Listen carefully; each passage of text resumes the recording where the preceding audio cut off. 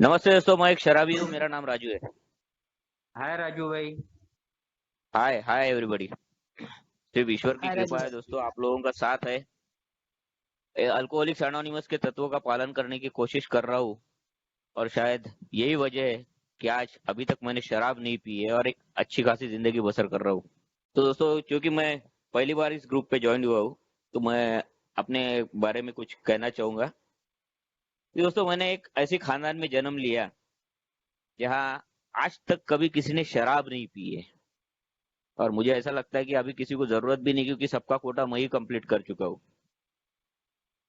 और दोस्तों, जो एक अच्छा आदमी बनने के लिए जो संस्कारों की जरूरत होती है, वो सारे संस्कार मेरे माँ पिताजी ने मेरे ऊपर किए हैं।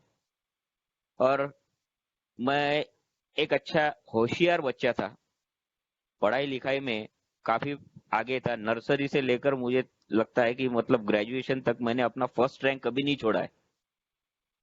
उसी के साथ साथ जब स्कूल कॉलेजेस में था, मैं खेलकूद में भी काफी आगे था। मतलब जब मैं 8वीं 7वीं कक्षा में था, तो मैं महाराष्ट्र में जिम्नास्टिक में फर्स्ट आया था। जिम्नास्टिक के इसमें मेरा सिलेक्शन हुआ था। 8वीं क्लास में मैं वॉलीबॉल खेलता था। कई बार मेरा पेपर में नाम आता था कि सबसे छोटा खिलाड़ी करके। उसके बाद में दोस्तों, मैं जब कॉलेज में गया तो मैं टेबल टेनिस चेस में डिस्ट्रिक्ट चैंपियन था। मैं विदर्भा के जूनियर टीम का हैंडबॉल का कैप्टन रह चुका हूँ। उसी के साथ साथ मैं पढ़ाई में भी अव्वल नंबर में आता था। तो नेचुरली है, जो मेरी ग्रोथ थी वो देख के सभी को ऐसा लगता था कि यार ये बंदा जिंदगी में कुछ ना कुछ जरूर बनेगा। कोई कहता था कि यार ये कलेक्टर बन जाएगा, तो मुझे ऐसा लगता था बस कि जैसे कोई मैं कलेक्टर बन गया हूँ, और मैं बस वो डे ड्रीम में चला जाता था, दिवा स्वप्न देखना शुरू कर देता था। उसी के साथ साथ दोस्तों, जैसे मेरी प्रोग्रेस होती गई ना, कुछ खामियां भी मेरे अंदर थी जो अल्कोहलिक्स एनोनिमस में आने के बाद मुझे पता चली। सारी चीजें मिलती रही, लेकिन कुछ चीजें जो मुझे मिल नहीं पाई, उसके लिए काफी लोगों से, मैं इवन मेरे पिताजी के बारे में भी रिजेंटफुल रहा हूँ कि मुझे जो करना था उन्होंने करने नहीं दिया। और फिर मुझे ऐसा लगा कि अब नौकरी करने के बाद में मैं बताऊंगा कि मैं क्या चीज हूँ। फिर मेरे पास में पैसा आएगा, मैं ऐसा करूंगा वैसा करूंगा। सब कुछ जो मेरे सपने थे, और एक अच्छी खासी नौकरी भी हुई ग्रेजुएशन के बाद में जब मुझे मिली, तो मेरा बदल चुका था। मेरी प्रोग्रेस थी, सब कुछ था, लेकिन मेरा थिंकिंग पैटर्न वही था। जो पहले जैसी सोच थी वही बाद में थी। जबकि हालांकि मेरी जिंदगी में शराब काफी देर से आई है, और वो देर से इसलिए नहीं आई क्योंकि मैं पीना नहीं चाहता था। मैं पीना चाहता था, लेकिन मेरे खानदान में कभी किसी ने शराब नहीं पी थी। अगर मैं पी के जाऊं तो लोग क्या सोचेंगे, मेरी मुंह की बात आएगी तो लोग क्या कहेंगे, ये डर ने मुझे काफी सालों तक शराब से दूर रखा था। लेकिन आज मैं जब सोचता हूँ तो एक बात मुझे नजर आती है कि मैं शराब पीता नहीं था, लेकिन शराब को मिस जरूर करता था। और वो मौका मुझे मिला था नौकरी लगने के बाद में, जब मैं एक प्रोडक्ट लॉन्च की मीटिंग में जब गया पुणे में। वहां मुझे कोई देखने वाला नहीं था, और तब मुझे ऐसा लगा कि अभी थोड़ी सी शराब पीने में क्या हर्ज है। और पहला जब मैंने पेग उठाया था, वो भी स्मॉल पेग जिसमें पूरा पानी मैंने भर दिया था।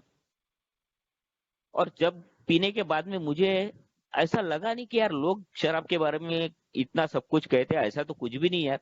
मैंने फिर से दूसरा पेग लिया, मुझे मजा आने लगा। वहां एक ऑर्केस्ट्रा चालू था, मैं खुद हो जाके वो ऑर्केस्ट्रा में ऊपर गया, स्टेज पे मैंने खुद अच्छा गाना गाया था। मैं लोगों से काफी अच्छे से बात कर सक शराब ने मेरे अंदर वो बदलाव लाया था। और फिर जब जब मुझे मौका मिलता था, तब तब मैं शराब पीना मैंने शुरू किया। उसके बाद में जब मैं मेरे ऑफिसर्स को देखता था कि यार ये लोग जो शराब पीते हैं, इनके जैसे पीने में क्या हर्ज है। ये सब कुछ तो वेल एजुकेटेड है, अच्छे फैमिली से ताल्लुक रखते हैं, इनके पास में सब कुछ है, इनकी प्रोग्रेस अच्छी है, इनके जैसी शराब पीने में क्या हर्ज है। तब उन लोगों के साथ में बैठता था मैं, शराब थोड़ी थोड़ी पीने लगा। और जैसी जैसी ये शराब थोड़ी थोड़ी बढ़ने लगी ना, तो मेरे अंदर भी काफी बदलाव आने लगे। मेरे विचारों में, मेरे ओरिजिनल मेरा जो नेचर था वो थोड़ा चेंज होने लग गया था। मैं बहुत पहले कम गुस्सा करता था, अब मैं ज्यादा गुस्सा करने लगा। अब मैं ये चाहता था कि मेरे मुताबिक सब कुछ हो। मैं मेरे टर्म्स मेरे घर में डिक्टेट करने लगा। जब भी मेरे मन के मुताबिक कोई चीज नहीं होती थी तो मैं शराब पीने जाता था। अगर खुशियां मनाने की है तो भी शराब, फिर गुस्सा है तो भी शराब, दुख है तो भी शराब, हर चीज के लिए फिर मुझे शराब लगने लगी थी। और ये शराब कब से मैं सुबह से चालू कर दिया था पीना, ये तो मुझे भी याद नहीं। लेकिन वो सुबह से शाम तक फिर शराबी बन गया था। फिर मेरे प्रयत्न ये रहे कि अब शराब को कंट्रोल करने के। नहीं यार, जो इतना मैं शराब पी रहा हूँ ये सही नहीं है, अब मुझे कंट्रोल करना चाहिए। तो मैं अब नए नए हथकंडे अपनाने लगा। कभी फिर बियर पीना, कभी कोई दूसरी किस्म की दारू पीना, कभी बार चेंज करना। यहाँ तक के मेरे यहाँ चंद्रपुर में सब दोस्त लोग हैं, इनके कारण मेरी शराब ज्यादा होती है, इसलिए मैंने कोल्हापुर ट्रांसफर लिया। मैं कोल्हापुर में गया और वहां जो मेरी शराब बढ़ी थी, इतनी जम के भरी थी कि that was my bottom actually. वहां मैंने वो बॉटम हिट किया था। दोस्तों, 6 महीने के बाद में मेरी बीवी जब मुझे मिलने के लिए आई थी, तो मेरी हालत ऐसी थी कि बिल्कुल हाथ पैर ऐसे बिल्कुल बारीक हो चुके थे, मुंह सूजा हुआ था, बाल बढ़े हुए थे, दाढ़ी बढ़ी हुई थी। मैं 2-2 3-3 दिन तक नहाता नहीं था, 2-2 दिन तक मैं खाना नहीं खाता था। लेकिन कहीं ना कहीं से भी जुगाड़ करके मैं शराब जरूर पीता था। वो कोल्हापुर के रास्तों पे मैं कि कैसे भटकता था, क्या क्यों भटकता था, मेरा जिंदगी में पर्पस क्या है, सब कुछ भूल चुका था। I was completely insane. ऐसा लग रहा था कि मेरा जिंदगी में कोई उद्देश्य ही नहीं है और मैं सिर्फ शराब पीने के लिए ही जी रहा हूँ। और ऐसे करते करते जब काम नहीं हो रहा था तो I was sack from the job. फिर मुझे टर्मिनेशन भी मिला। फिर वापस चंद्रपुर में आया, जब बैठा था 2-3 लोग अल्कोहलिक्स एनोनिमस के मेरे पास आए। और वो दिन था 31 दिसंबर 2000। एक्चुअली मुझे नहीं लगा था कि यहाँ जाके मेरा कुछ भला होगा। लेकिन यार, सभी तरफ से जब आदमी टूट चुका होता है ना, जब सभी सपोर्ट निकल जाते हैं, फैमिली का सपोर्ट, फैमिली से मैं अपना स्थान गंवा चुका था। मेरा सोशल स्टेटस कुछ भी नहीं था, अब तो जॉब भी नहीं था। अब ऐसे हालात में किसी की ना किसी की तो सुनना ही पड़ेगा, इसलिए मैं उन लोगों के साथ में अल्कोहलिक्स एनोनिमस में आया। और वहां पे एक हमारे आपके नागपुर के एक सीनियर मेंबर थे, जिनकी शेयरिंग हो रही थी। और उन्होंने बड़ी अच्छी बात कही थी कि उन्होंने कहा था कि no matter how far down scale we have gone, but we will see how our experience can benefit others. तो मीटिंग के बाद में यार उनसे मैंने पूछा, बोला ये अभी अभी आपने पूछा है, बोला है, ये कैसा है यार? मैं तो शराब से सब कुछ गवा चुका हूं और ऐसे हालात में मैं मेरी प्रोग्रेस कैसे कर सकता हूँ? आप बोल रहे हैं कि हम लोगों के लिए क्या कर सकते हैं, लोगों के लिए कैसे बेनिफिशियल हो सकते हैं। यार, मेरे जैसा आदमी लोगों के लिए क्या बेनिफिशियल हो सकेगा? मैं तो खुद की मदद भी नहीं कर पा रहा हूँ, ऐसी हालत में मैं हूँ। तो उन्होंने मुझसे पूछा कि राजू, कितने साल शराब पी है? मैं बोला 11 साल। 11 साल शराब पी पी के क्या हुआ है? बोला जिंदगी का सत्यानाश हो चुका है, सिर्फ अभी जान जाना बाकी है। तो एक काम करना, बोले कि ये तेरे जो 11 साल के शराबखोरी के अनुभव है, किसी और को सुनाने की कोशिश कर, देख क्या चमत्कार होता है। और उन्होंने मुझसे कहा था कि ये जो लोग मैसेज कैरी करने जाते हैं, इन लोगों के साथ में जाया कर और अपने अनुभव बता। तो दोस्तों, ये लोग जब एक बार मुझे लेके गए थे मैसेज कैरी करने के लिए, और जब मैं उनके साथ में मेरे अनुभव शेयर कर रहा था, पता नहीं यार, उस दिन मुझे एकदम फ्री लगा था। क्योंकि इतने दिन तक मेरे शराबखोरी के अनुभव मैंने कभी किसी से शेयर नहीं किए थे। और अल्कोहलिक्स एनोनिमस ने मुझे बताया कि ये जो तेरे जिंदगी में सब कुछ जो हो रहा है ना, ये एक डिसीज के अंतर्गत है।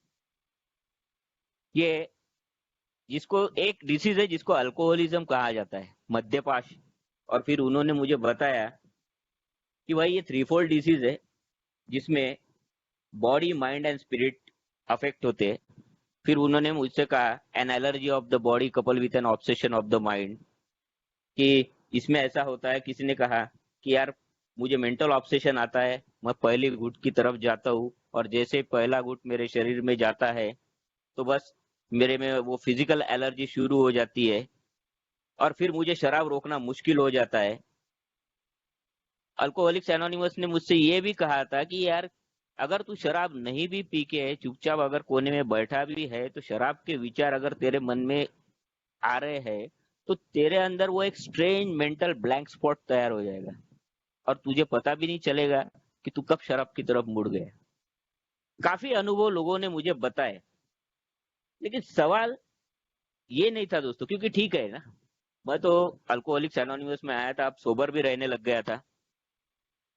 उसके बाद में मुझे मेंटल ऑब्सेशन क्या है, फिजिकल एलर्जी क्या है, ये सारी बातें मुझे पता चल चुकी थी। सवाल ये नहीं है कि मुझे मालूम था कि मेंटल ऑब्सेशन ये डिसीज का वो पार्ट है जो मुझे पहले घुट की तरफ लेके जाता है। पहला गुट जैसे ही जाता है, मेरे अंदर वो डॉक्टर विलियम डी सिल्कवर्थ ने जो कहा फिनोमिना ऑफ क्रेविंग, या जिसको हम फिजिकल एलर्जी कहते हैं, वो शुरू हो जाता है, और उसके बाद में मैं शराब को रोक नहीं सकता। अब सवाल ये है कि मेरे अंदर मेंटल ऑब्सेशन कौन ट्रिगर करता है, मेरे अंदर मेंटल ऑब्सेशन कौन निर्माण करता है। क्योंकि अल्कोहलिक्स एनोनिमस में दोस्तों हमने ये देखा है कि लोग ए में आते हैं, कोई 2 महीने के बाद, कोई 5 महीने के बाद, कोई 10 महीने के बाद। इवन मैंने 12 साल के सोबर आदमी को दोबारा शराब पीते हुए अल्कोहलिक्स एनोनिमस में देखा है। तो अब सवाल ये है कि डिसीज कि इतने साल सोबर रहने के बाद दोबारा आदमी शराब की ओर मुड़ता है, वो क्या कारण है, कौन सा पार्ट है, मेंटल ऑब्सेशन, वो कैसे क्या पॉसिबल है। क्योंकि आज मेडिकली ये प्रूव हो चुका है कि अगर कुछ दिन या कुछ महीने अगर इंसान शराब से दूर है, तो उसके अंदर मेंटल ऑब्सेशन, सॉरी, अल्कोहल तो अपने आप ही प्रोसेस आउट हो जाता है।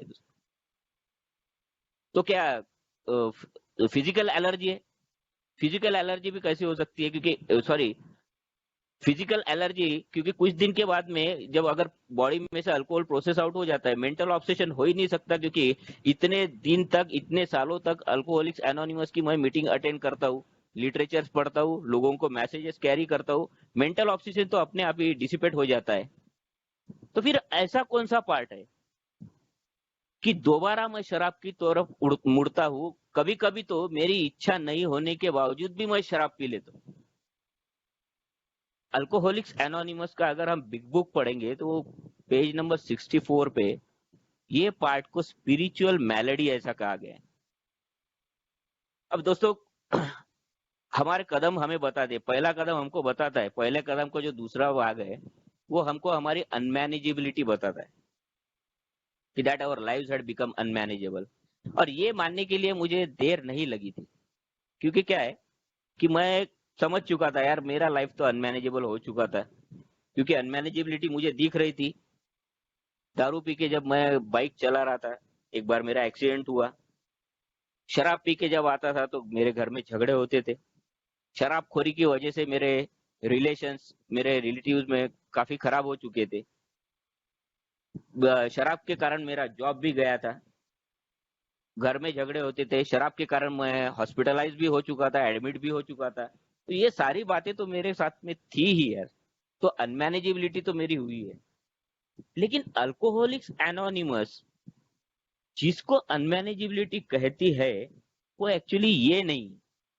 हाँ, ये अनमैनेजेबिलिटी है, इसमें कोई दो राय नहीं, लेकिन ये है मेरी एक्सटर्नल अनमैनेजेबिलिटी, मेरी बाह्य अस्ताव्यस्तता है। अल्कोहलिक्स एनोनिमस जो पॉइंट आउट करती है वो मेरी इनवर्ड अनमैनेजेबिलिटी है, मेरी आंतरिक अस्ताव्यस्तता। और वो आंतरिक अस्ताव्यस्तता क्या है, जिसको डॉक्टर विलियम डी सिल्कवर्थ ने कहा है रेस्टलेसनेस, इरिटेबिलिटी एंड डिसकंटेनमेंट। अस्वस्थता, चिड़चिड़पना या गुस्सा, और डिसकंटेंट यानी असमाधानी रहना, मैं हमेशा नाखुश ही रहता हूं। शुरू में अगर आप देखोगे तो लोग कहते हैं कि यार मैं स्लीप हो गया, मेरा ऐसा हो गया, वैसा हो गया। तो कभी देखना, शराबखोरी के दिनों में जब हम शराब की ओर जब मुड़ रहे थे, मुड़ने के पहले उस क्षण हमारे दिमाग में कौन से विचार थे।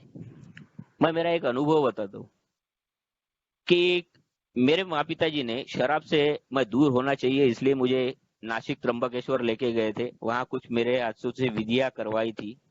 अब मैं चूंकि भगवान को मानने वाला था, इसलिए मुझे वो डर था कि ये सब कुछ करके आया है, और अब अगर अभी मैं शराब पी लूं तो हो सकता है या ये भगवान मेरा कुछ भला बुरा कर देगा। तो मैं 6-7 महीने शराब से दूर था। और मेरे साथ जो एक आदमी आया था, वो 2 महीने के बाद में फिर से शराब की ओर मुड़ गया। तो मेरे अंदर वो विचार शुरू थे कि यार इसका तो भगवान ने कुछ नहीं किया, मैंने अगर अभी थोड़ी सी शराब पी ली तो क्या हर्ज है। लेकिन मैं अपने आप से लड़ता था, मैं शराब की ओर तुरंत नहीं मुड़ा। एक मन कहता था कि यार पहले जैसी मत पीना, थोड़ी सी पीने में क्या हर्ज है। वो पहले इसलिए तेरा सब सत्यानाश हुआ था क्योंकि तू बहुत ज्यादा शराब पीता था, अभी थोड़ा कंट्रोल में पी, क्या फर्क पड़ता है। ये जो द्वंद्व मेरे साथ में मेरे अंदर शुरू था।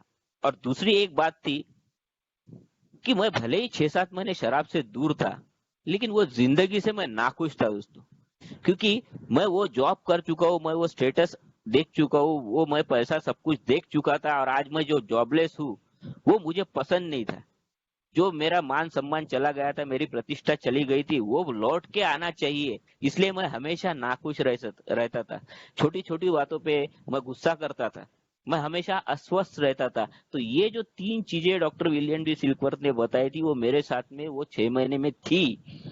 और जो कि एक विचार मेरे अंदर शराब पीने का उस दिन आया, उस दिन मैं हमारे चंद्रपुर के अंचलेश्वर गेट पे खड़ा था, और मैंने एक मेरे दोस्त को बार में जाते हुए देखा, और मेरे मन में वो विचार आया कि अब की बार वैसा नहीं, थोड़ी सी। ये सोच के सिर्फ मैं वहां पे गया और मैंने पहला पेग उठाया। और मुझे जबकि ज्यादा शराब नहीं पीनी थी, इसलिए मैंने एक पेग लेके तुरंत मैं घर पे निकल गया। घर पे निकलने के बाद में मेरे घर में झूले पे बैठा, और मैं अपनी ही पीठ थपथपाने लगा था कि यार वाह यार राजू, साला 6-7 महीने के बाद में तूने शराब पिया, लेकिन शराब ने कोई असर नहीं किया तेरे ऊपर। थोड़ी सी और मैं पी सकता हूँ। थोड़ी देर के बाद में मैं और शराब पीने गया, 2-3 पेग और पी के आया। उसके बाद में थोड़ी देर के बाद में और गया, फिर से 2-3 पेग पी के आया। पहले ही दिन 6-7 महीने के बाद में जब मैंने पहले दिन शराब पी तो मैं 9 पेग पी चुका था। दोस्तों ये नॉर्मल आदमी के साथ में नहीं होता है। अल्कोहलिक्स एनोनिमस ने ये कहा है कि मुझे जो दोबारा शराब की तरफ लेके जाते हैं, तो वो मेरा मेंटल ऑब्सेशन है, फिजिकल एलर्जी नहीं। मेरे अंदर मेंटल ऑब्सेशन जो निर्माण करता है वो है मेरी स्पिरिचुअल मैलेडी। अगर हम बिग बुक में देखें तो इसको कई नामों से उसने पुकारा। कहीं पे उसको अनट्रीटेड अल्कोहलिज्म कहा गया है, कई जगह पे उसको बी डेविलमेंट कहा गया है, पेज नंबर 64 पे उसको अपना इनवर्ड अनमैनेजेबिलिटी कहा गया है। तो दोस्तों अल्कोहलिक्स एनोनिमस ये हमें बताती है कि when the spiritual malady is overcome, we straighten out mentally and physically. इसका मतलब क्या है? कि इसका मतलब यह है कि I am still in a danger of drinking. अगर स्पिरिचुअल मैलेडी मेरे साथ में आज भी है, तो मैं दोबारा शराब की ओर कभी भी मुड़ सकता हूँ। अब मुझे पता चला है कि अल्कोहलिक्स एनोनिमस क्यों कहती है कि ये इनक्यूरेबल डिसीज है। इतने सालों के बाद में भी लोग क्यों कहते हैं कि मैं एक शराबी हूँ और मैं शराब की ओर कभी भी मुड़ सकता हूँ, क्योंकि ये डिसीज मेरे साथ में हमेशा है। इसलिए अल्कोहलिक्स एनोनिमस ने कहा था कि भैया शराब से दूरी यानी सब कुछ नहीं है। शराब से दूरी ये केवल एक शुरुआत है। This is the bare beginning, this is the first gift of first awakening. If more gifts are to be received, this awakening has to go on. Alcoholics Anonymous में हमें यही करना है। अल्कोहलिक्स एनोनिमस की क्यों हम मीटिंग अटेंड करते हैं? ये एक मीटिंग है जो मेरे ब्रेन को ट्रेन करती है।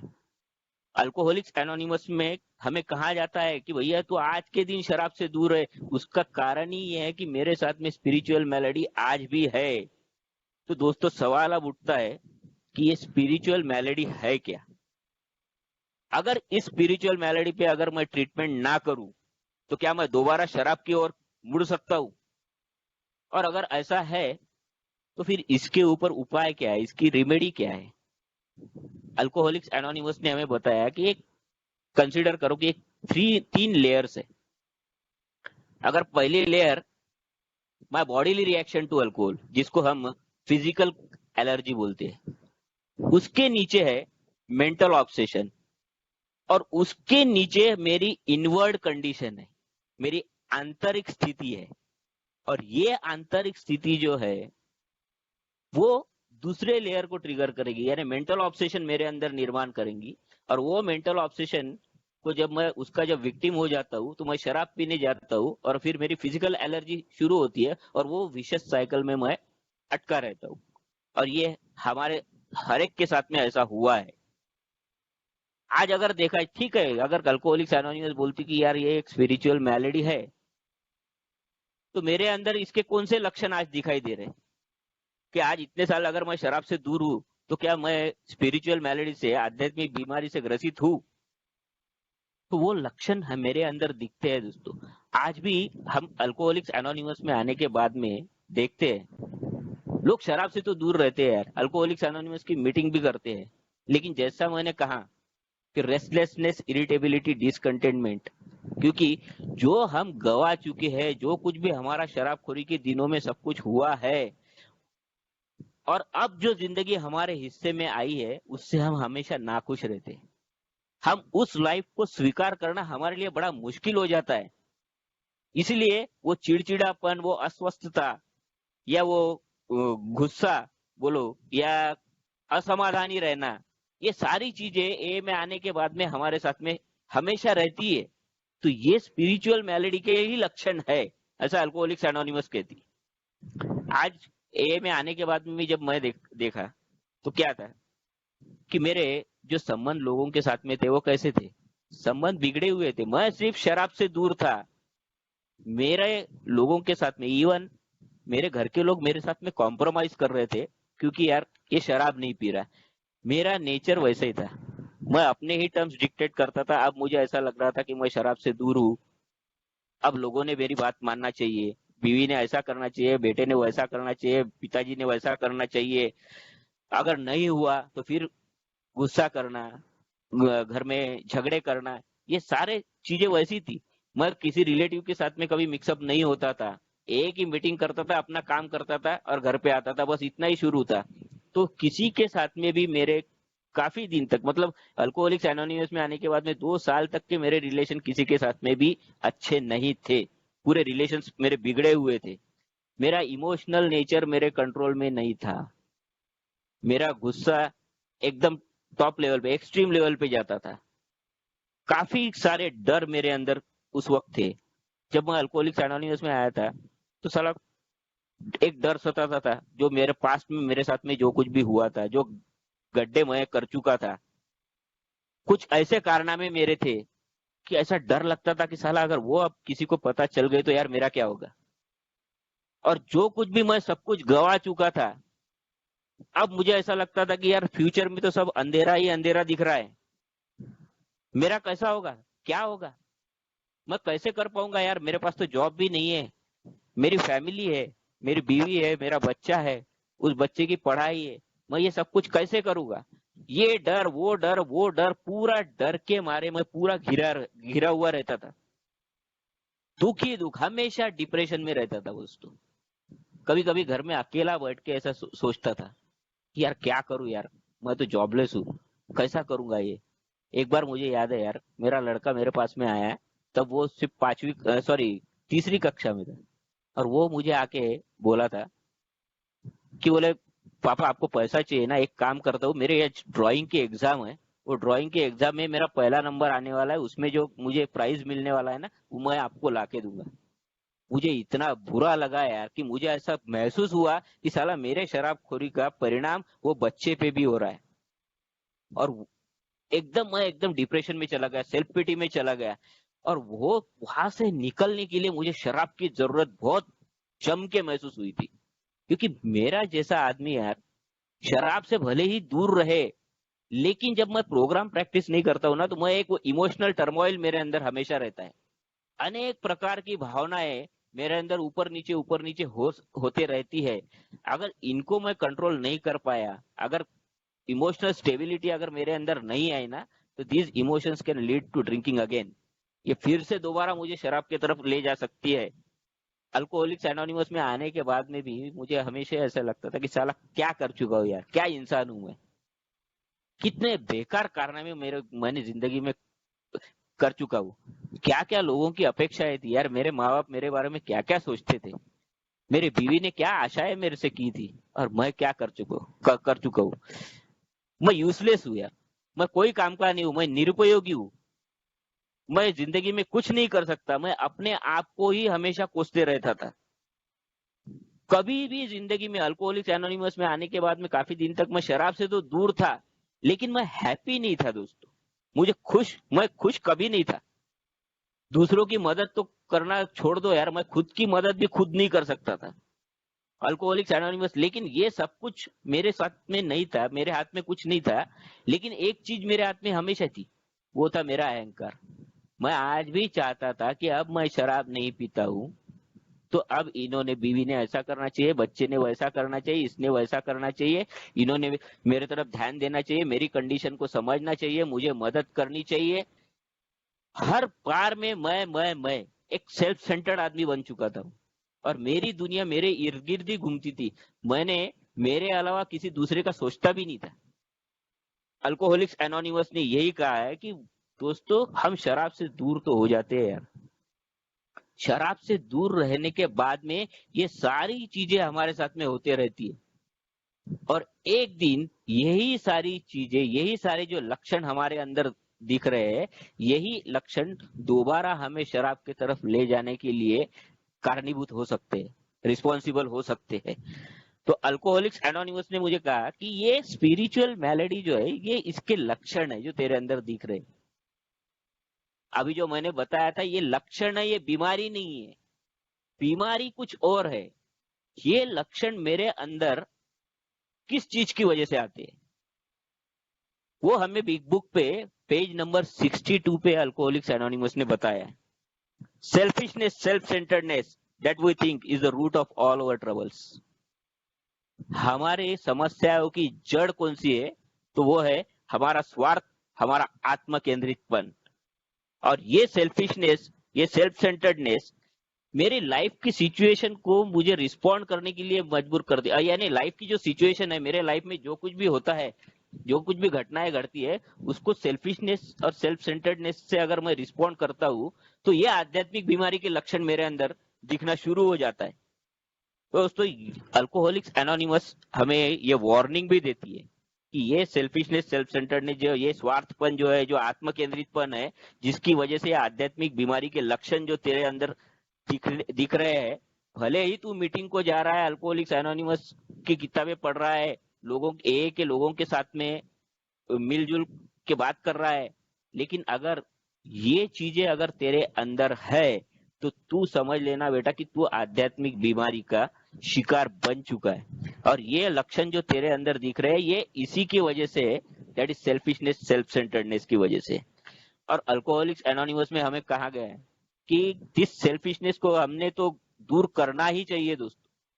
अगर हमने हमारा स्वार्थ निकाल के नहीं फेंका, तो ये एक दिन हमें मार भी सकता है। यानी इतना बुरा स्वार्थ और आत्म केंद्रितपन है जो अल्कोहलिक्स एनोनिमस ने हमें बिग बुक में बताया है। और दोस्तों, ये एक ऐसा डिसीज का पार्ट है, स्पिरिचुअल मैलेडी, विच रिमेन्स अनटैप। हमको ऐसा लगता है कि यार अब मेरी शराब बंद हो गई, सब कुछ हो गया, अब ये सब कुछ करने की क्या जरूरत है? और मेरा जो पुराना थिंकिंग पैटर्न है, मेरा जो स्वार्थ है, मेरा आत्म केंद्रितपन जो है, मैं उसी के बलबूते पे चलते रहता हूँ। अल्कोहलिक्स एनोनिमस हमें कहती है कि if I continue to experience this inward unmanageability, ये अगर आंतरिक अस्ता व्यस्तता जो मेरी है, ये अगर ऐसी ही शुरू रहेगी, तो मेरा दिमाग वो ईज एंड कंफर्ट ढूंढेगा कि मुझे वो समाधान, वो खुशियां कहाँ मिलेगी। क्योंकि मैं एक शराबी हूं, तो मेरे जैसे शराबी को वो ईज एंड कंफर्ट शराब में ही दिखता है। तो इसलिए अल्कोहलिक्स एनोनिमस के आने के बाद भी अगर ये इनवर्ड अनमैनेजेबिलिटी, यानी आंतरिक अस्ता व्यस्तता अगर मेरी शुरू रही, तो ये मुझे दोबारा शराब की ओर लेके जा सकती है। इवन कभी कभी ऐसा भी होता है कि मेरा जो ईगो है, वो मुझे फंसाता है। वो मुझे कहता है कि नहीं नहीं यार, तेरा सब कुछ ठीक है। साला अंदर से मुझे, हाँ ठीक है यार, गाड़ी में घूम रहा हूँ, बड़ा मोबाइल है, कपड़े अच्छे पहने हैं, घर में सारी चीजें, सब कुछ है, मैं अपने आप को शाबाशी देता हूँ कि नहीं नहीं मेरा सब कुछ अच्छा है। लेकिन अंदर ही अंदर मुझे पता रहता है कि साला मेरा प्रॉब्लम कुछ और है। लेकिन फिर भी मैं अपने आप को कन्विंस करते रहता हूँ कि देखो यार, ऐसी भी कंडीशन में मैं शराब नहीं पी रहा हूँ। दोस्तों अगर ये इनवर्ड अनमैनेजेबिलिटी हमारे अंदर चलती है तो ये हमारे लिए बहुत घातक साबित हो सकती है। ऐसे वक्त हमने तुरंत किसी ए मेंबर्स को कांटेक्ट करना चाहिए, हमारे स्पॉन्सर के पास जाना चाहिए और अपने अंदर की ये जो भर्रास निकालनी चाहिए। अगर ये मेरे अंदर ही अंदर अगर उथल पुथल इसकी हो रही है तो this can be a reason for my drinking again. ये हमने समझ लेना चाहिए। इसलिए अल्कोहलिक्स एनोनिमस में कहा जाता है कि हमको वो हैप्पी जॉयस और फ्री लाइफ चाहिए। फ्री वो ऐसे ही नहीं मिलता है दोस्तों। ये स्पिरिचुअल मेलेडी है तो वो लाइफ पाने के लिए मुझे कुछ करना पड़ेगा। मुझे खुद को देखना पड़ेगा कि मेरी ये स्पिरिचुअल मेलेडी के लक्षण मेरे अंदर है क्या। मुझे देखना पड़ेगा कि ऊपर से मैं टामटूम दिख रहा हूं लेकिन मेरी इनर लाइफ कैसी है। मुझे देखना पड़ेगा। अल्कोहलिक्स एनोनिमस चिल्ला चिल्ला के कहती है यार कि हमारा रिकवरी प्रोग्राम सिर्फ एक ही है, वो है हमारे 12 कदम। क्या मैंने 12 कदमों में से कितने कदम आज प्रैक्टिस कर रहा हूँ। 4 स्टेप का इंपॉर्टेंस अल्कोहलिक्स एनोनिमस में हमें कहा जाता है। क्या इतने सालों में मैंने वो 4 स्टेप इन्वेंट्री लिया है। क्या आज मेरे रिलेशन लोगों के साथ में कैसे है। मैंने किसी के अमेंड्स किए, मैंने अपनी गलतियों को स्वीकारा है। मेरी पुरानी आदतें क्या आज भी वैसी ही शुरू है। मुझे आज भी देखना है कि किन लोगों पे आज भी मेरे रिजेंटमेंट्स है।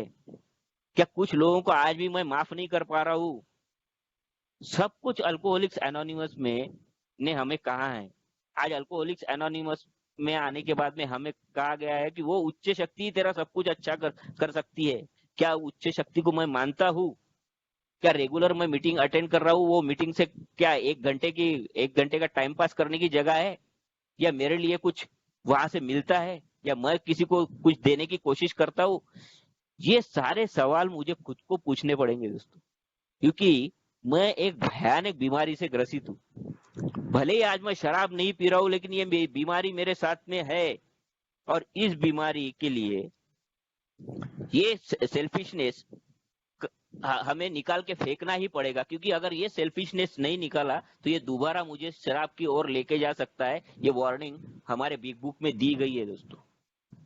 क्या होता है कि अल्कोहलिक्स एनोनिमस के बाद में मेरे साथ में भी हुआ, काफी लोगों के साथ में भी होता ही होगा कि ऐसा है दोस्तों कि हम लोग कॉम्प्लेसेंट हो जाते हैं कि मेरी सबसे बड़ी समस्या क्या है, शराब। अब वो तो ए में आने के बाद में दूर हो गई। उसके बाद में मैंने अपनी फाइनेंशियल प्रोग्रेस भी कर ली। जो जो मेरे पास में नहीं था सब कुछ आ गया है। अब मेरा जॉब भी अच्छा चालू है। अब कौन करेगा यार ये सेल्फ सर्चिंग, कौन करेगा, कौन अपना आत्म परीक्षण करते बैठेगा। ये ईगो डिफ्लेशन की बात करते हैं। क्या जरूरत है मेरे को ईगो डिफ्लेशन करने की।